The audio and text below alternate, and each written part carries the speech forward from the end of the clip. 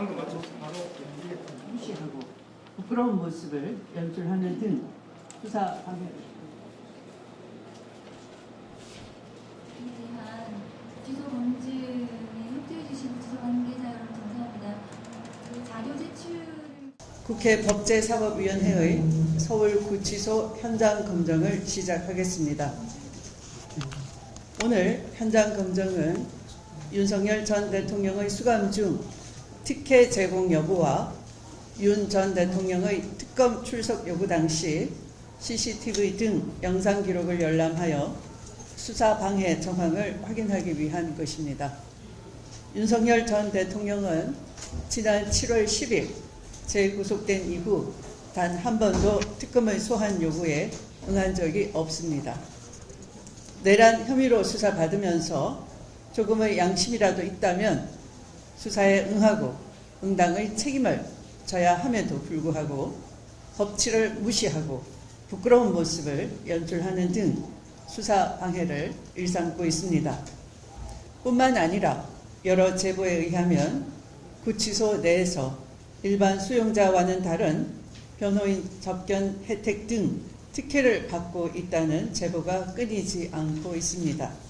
이에 오늘 현장 검증을 통해 특혜 및 수사 방해 상황을 면밀히 살피고 수용 규칙 위반 등 사실이 확인될 경우 관련 규정에 따라 국회 법제사법위원회는 후속 조치를 취하겠습니다. 김도형 서울구치소장님과 관계자 여러분께서는 검증에 적극 협조해 주실 것을 당부드립니다.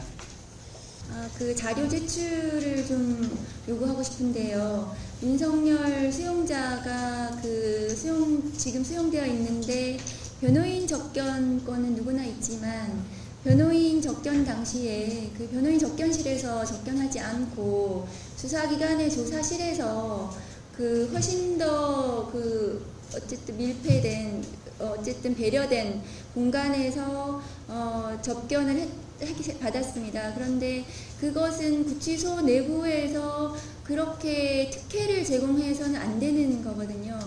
그런데 왜 그것이 특혜가 그렇게 제공됐는지 이해할 수 없고, 그렇다면 제가 법무부에 이명박 박근혜 전직 대통령의 그 변호인 접견이 그 수사기관의 조사실에서 이루어진 적이 있는지 단 한 차례라도 그 자료를 요구했더니 그 당시 자료는 뭐 이미 그 보존 기간이 지나서 뭐 없다 이렇게 답변을 받았는데, 그렇게 답변하실 게 아니고 구치소에서 당시에 근무했던 뭐 근무자라든가 이명박 박근혜를 담당했던 뭐 교도관들이라든가 당시에 그 상황을 그 추적해 들어갈 수 있는 사람들이나 뭐 자료를 찾으셔가지고 이명박 박근혜 수용 당시에 변호인 접견실이 아닌 조사실에서 그 접견을 한 적이 단 한 차례도 있었는지 그 부분에 대한 자료를 제출해 주시길 바라고, 윤석열에 대해서 왜 변호인 접견실이 아닌 조사실에서